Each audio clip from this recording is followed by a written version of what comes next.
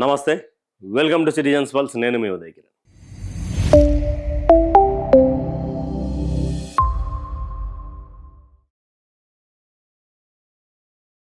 ఒక హైదరాబాద్ ఎమ్మెల్యే గతంలో దేవుని కండువా కప్పుకున్నాము, నేను ఇప్పుడు ఏ పార్టీలో ఉన్నారు అంటే పలానా పార్టీలో ఉన్నామని చెప్పినటువంటి ఎమ్మెల్యే రీసెంట్గా ఒక ఇంటర్వ్యూ తోటి బగ్గుమని చెప్పేసి మరొకసారి బర్స్ట్ అయిపోయాడు.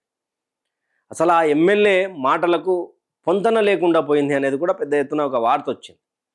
నిజంగా గతంలో ఆ ఎమ్మెల్యే మాట్లాడినటువంటి మాటలు అసెంబ్లీలో, హైదరాబాదులో నా ఏరియాల కోసం నేను తొక్కోలు పెడతామని చెప్పి మాట్లాడినటువంటి మాటలు, ఇవన్నీ కూడా ఒకసారి మాట్లాడదాం. అదే ఆ వీడియో మొత్తం పూర్తి వరకు చూసేటువంటి ప్రయత్నం చేయండి. తర్వాత ఇక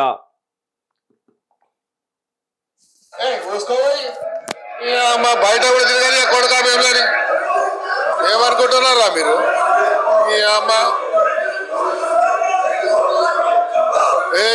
తోలు తీస్తా కొడుక, ఒక్కొక్కది తోలు తీస్తా, ఒక్కొక్కది చెప్తున్నా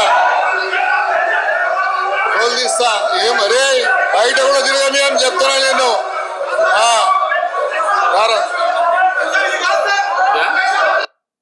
చూసుకోవాలి.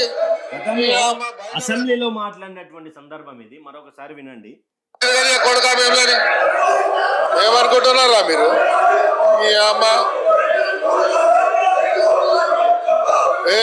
తోలు తీస్తా కొడుక, ఒక్కొక్కది తోలు తీస్తా, ఒక్కొక్కది చెప్తున్నా తోలు తీస్తా. ఏమరే బయట కూడా తిరగని అని చెప్తున్నా నేను.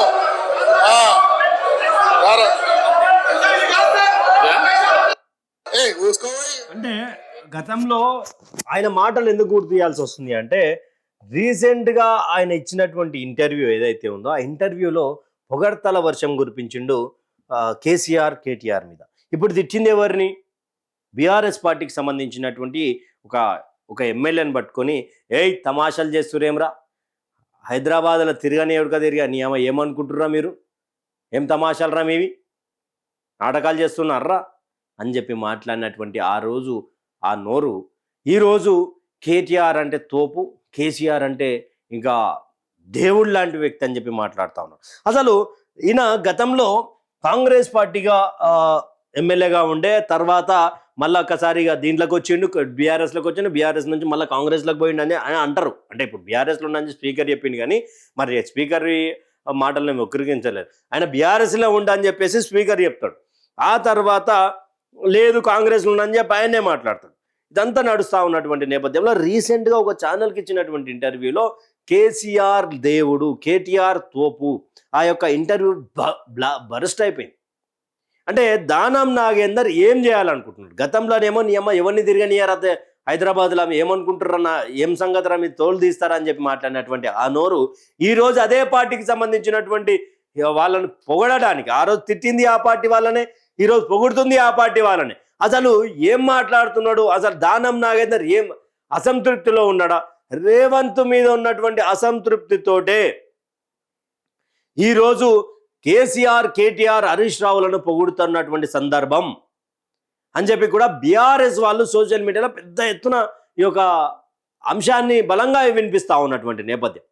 అంటే అసలు దానం నాగేందర్ దేని గురించి అంటే పట్టించుకుంటలేరు పార్టీలా, అసలు పలకరింపు లేదు, అసలు మాకు వాల్యూ ఇవ్వట్లేదు. గతంలో కూడా ఒక వాక్యం 10,000 కోట్ల రూపాయలు కూడా నేను నిధులు తెచ్చుకోలేకపోయినా హైదరాబాద్కి అని చెప్పినటువంటి సందర్భం ఉన్నది దానంది. అంటే నిధులు రావట్లేదు, అభివృద్ధి ఫండింగ్ ఇవ్వట్లేదు, ఇదంతా కూడా కొంత ఇబ్బందికరంగా మారింది నాకు అనే దాన్ని ఎక్స్పోజ్ చేయడానికి రేవంత్ పై టార్గెటెడ్గా ఏమైనా ఇంటర్వ్యూ ఇచ్చిండా అనేది కూడా కొంత క్వశ్చన్ మార్క్ అయింది. అసలు దానం ఎటువైపు? దానం గోడ మీద పిల్లిలా ఉన్నాడు అంటూ కూడా ఇక్కడ కాంగ్రెస్ వాళ్ళు ట్రోల్ చేస్తూ ఉన్నారు, మరోవైపు ఏమో బీఆర్ఎస్ వాళ్ళు ట్రోల్ చేస్తూ ఉన్నారు. అసలు ఎవరు నమ్మలేనటువంటి పరిస్థితులు ఉన్నారు. అసలు దానము పార్టీ ఎందుకు మారిండు? పార్టీలో ఏం సముచిత స్థానం కల్పించలేదు. అసలు ఈయన గెలిచింది బీఆర్ఎస్ కండువా మీద, కారు గుర్తు మీద గెలిచిండు.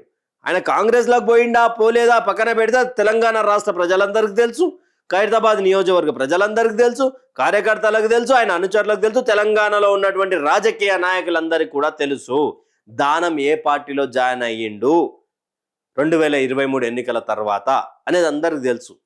ఆ తర్వాత బీఆర్ఎస్ పార్టీలో ఉన్నాడు వంటి స్పీకర్ ఇచ్చినటువంటిది ఏదైతే ఉందో రాజ్యాంగాన్ని పూర్తిగా రాజకీయాలను నిజమైనటువంటి నాయకత్వాలను రాజకీయాలకు ఒక అద్దం పట్టేటువంటి దానికి నిదర్శనంగా ఉన్నటువంటి సందర్భంలో స్పీకర్ ఇచ్చినటువంటి ఏదైతే అది ఉందో బీఆర్ఎస్లో ఉన్నటువంటి వ్యక్తి కాంగ్రెస్ బీఫామ్ మీద సికింద్రాబాద్లో ఎలా పోటీ చేసిండు? ఈ క్వశ్చన్ ప్రధానంగా వినిపించింది.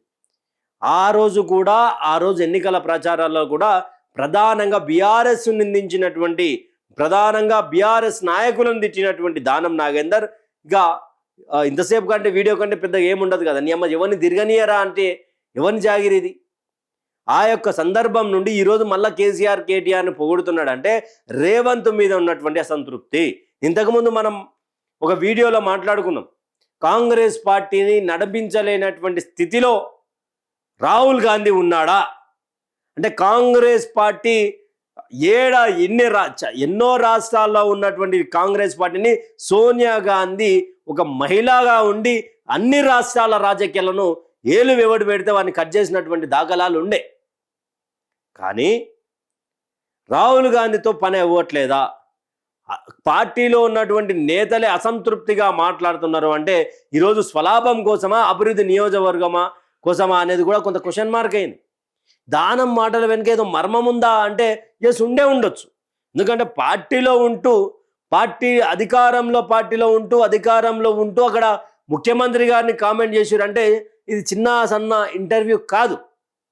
అంటే బెదిరింపులకు అంటే నేను వ్యతిరేకంగా పోతున్నా అని చెప్పి ఏమన్నా సంకేతం కాంగ్రెస్ పార్టీకి కానీ రేవంత్ రెడ్డికి ఏమన్నా ఇస్తుండా? లేకపోతే నా అభివృద్ధికి పైసలు ఇస్తలేవు, నా నియోజకవర్గం వాళ్ళు నన్ను తిడుతుర్రు, ఏమైనా నాకు ఇస్తావా అయ్యావని చెప్పేసి కేసీఆర్ వైపు చూస్తా ఉన్నాడా? లేకపోతే రేవంత్ సర్కార్ పట్టించుకుంటలేదు, ఆల్రెడీ 10 మందిలో 9 ఒక ఎమ్మెల్యే 5కు 5 బీఆర్ఎస్ పార్టీ మున్సిపాలిటీ చైర్పర్సన్లు చేసి బీఆర్ఎస్లనే ఉన్న నేను బుల్లెట్ ఎప్పుడు వచ్చినామా అన్నది కాదు, బుల్లెట్ దిగిందా లేదా అనేది పాయింట్ అంటూ కూడా గూడెం మైపాల్ రెడ్డి ఆ రోజు బ్లాక్ చేసిండు. తర్వాత దానం ఏమైనా జిహెచ్ఎంసీ ఎన్నికల టైంలో ఏమైనా ఎదురు దెబ్బ కొట్టేటువంటి అవకాశం ఉందా? నిన్న ఆయన ఇంటర్వ్యూలో మాట్లాడినటువంటి మాటలు చూస్తే కొంత కాంగ్రెస్ పార్టీకి గడ్డుకాలం వచ్చేటువంటి పరిస్థితి ఉంది.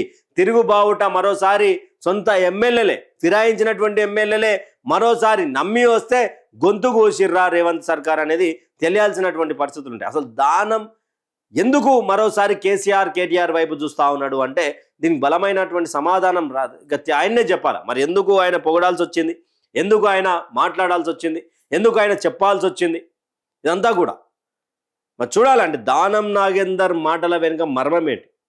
అసలు రేవంత్ సర్కార్కి తిరుగుబావుట వ్యతిరేకంగా అసంతృప్తితో ఉన్నని చెప్పి తిరుగుబావుట ఎగిరేసినటువంటి సంకేతాలు ఇస్తున్నాడా?